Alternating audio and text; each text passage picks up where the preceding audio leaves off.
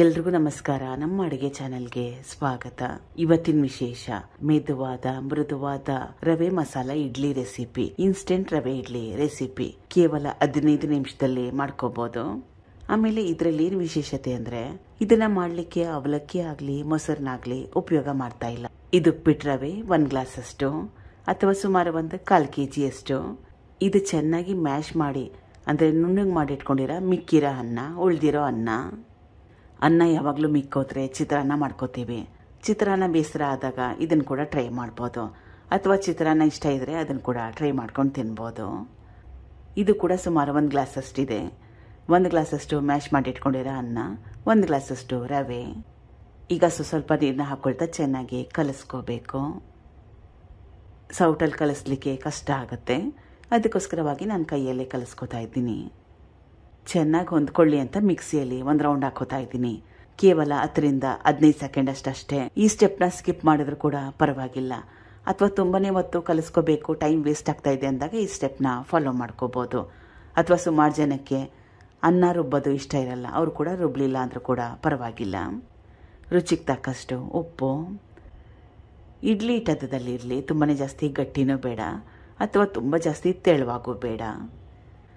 ಮೊದಲೇ ಹೇಳ್ದಂಗೆ ಈ ಸ್ಟೆಪ್ನ ಆಪ್ಷನಲ್ ಆಗಿ ಇಟ್ಕೊಳ್ಳಿ, ಇಷ್ಟೇ ಇದ್ರೆ ಅಷ್ಟೇ ಮಾಡಿ. ಕೇವಲ 10 ರಿಂದ 15 ಸೆಕೆಂಡ್ ಹಾಕೊಂಡ್ರೆ ಸಾಕಾಗತ್ತೆ. ರುಬ್ಕೊಂಡಿದ್ದಾಗಿದೆ. ಇದು ಸ್ವಲ್ಪ ಜಾಸ್ತಿನೇ ಗಟ್ಟಿ ಇದೆ, ಅದಕ್ಕೋಸ್ಕರವಾಗಿ ನೀರನ್ನ ಹಾಕೊಂಡು ಅರ್ಧ ಕಪ್ಪಷ್ಟು ನೀರನ್ನ ಹಾಕೊಂಡು ಚೆನ್ನಾಗಿ ಕಲಿಸ್ಕೊತಾ ಇದ್ದೀನಿ. ಕಲಿಸ್ಕೊಂಡಿದ್ದಾಗಿದೆ. ಬೇರೆ ಪದಾರ್ಥಗಳನ್ನ ಸೇರಿಸ್ಕೊಳ್ಳೋಣ. ಸಣ್ಣ ಕಟ್ ಮಾಡಿ ಇಟ್ಕೊಂಡಿರೋ ಹಸಿ ಶುಂಠಿ, ಇದು ಕ್ಯಾರೆಟ್ ತುರಿ ಮತ್ತು ಕೊತ್ತಂಬರಿ ಸೊಪ್ಪು ಸಣ್ಣದಾಗಿ ಕಟ್ ಮಾಡಿ ಇಟ್ಕೊಂಡಿರೋದು. ಮತ್ತೊಂದು ಸ್ಟೆಪ್ಪು ಬಾಕಿ ಇದೆ. ಸಣ್ಣದೊಂದು ಬಾಣಲೆ ಇಟ್ಕೊಂಡಿದ್ದೀನಿ. ಸ್ವಲ್ಪ ಎಣ್ಣೆ, ಸಾಸಿವೆ ಚಿಟಪಟ ಅಂದ ನಂತರ ಕಡಲೆಬೇಳೆ 1 ಟೇಬಲ್ ಸ್ಪೂನ್ ಅಷ್ಟು. ಕಡಲೆಬೇಳೆ ಕೆಂಪಾಗಲಿ. ಕಡಲೆಬೇಳೆ ಕೆಂಪಾದ್ಮೇಲೆ ಸಣ್ಣದಾಗಿ ಕಟ್ ಮಾಡಿ ಇಟ್ಕೊಂಡಿರೋ ಹಸಿರು ಮೆಣಸಿನ್ಕಾಯಿ, ಕರಿಬೇವಿನ ಸೊಪ್ಪು, ಒಗ್ಗರಣೆ ಹಾಕೊಂಡಿದ್ನಲ್ಲ ಅದನ್ನು ಹಿಟ್ಟಿಗೆ ಸೇರಿಸ್ಕೋತಾ ಇದ್ದೀನಿ. ಚೆನ್ನಾಗಿ ಕಲಿಸ್ಕೋಬೇಕು. ಮತ್ತೊಂದು ಪದಾರ್ಥ ಬಾಕಿ ಇದೆ. ಇದು ಈನೋ ಪೌಡರ್ ಸಣ್ಣ ಚಮಚದಲ್ಲಿ 1 ಚಮಚದಷ್ಟು. ಇನ್ಸ್ಟೆಂಟ್ ರೆಸಿಪಿ ಇರೋದ್ರಿಂದ ಹಾಕೊಳ್ಳೋ ಅವಶ್ಯಕತೆ ಇರುತ್ತೆ.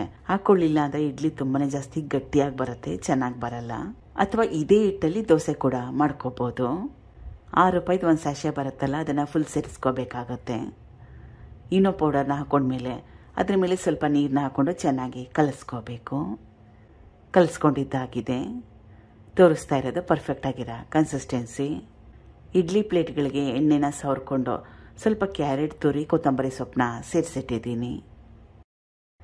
ಸ್ಟೀಮ್ ಮಾಡ್ಕೋಬೇಕು 10 ನಿಮಿಷ ಹೈ ಫ್ಲೇಮ್ನಲ್ಲಿ. ಈಗ ರುಚಿಕರವಾಗಿರೋ ರವೆ ಇಡ್ಲಿ ರೆಡಿ ಆಗಿದೆ. ಸ್ಟೀಮ್ ಆದಮೇಲೆ ಮತ್ತೊಮ್ಮೆ 5 ನಿಮಿಷ ಬಿಡಿ, ಇಡ್ಲಿ ಕರೆಕ್ಟಾಗಿ ಸೆಟ್ ಆಗಲಿ. ಟ್ರೈ ಮಾಡಿ ಒಂದ್ಸಲ. Thank you for watching. ಧನ್ಯವಾದಗಳು.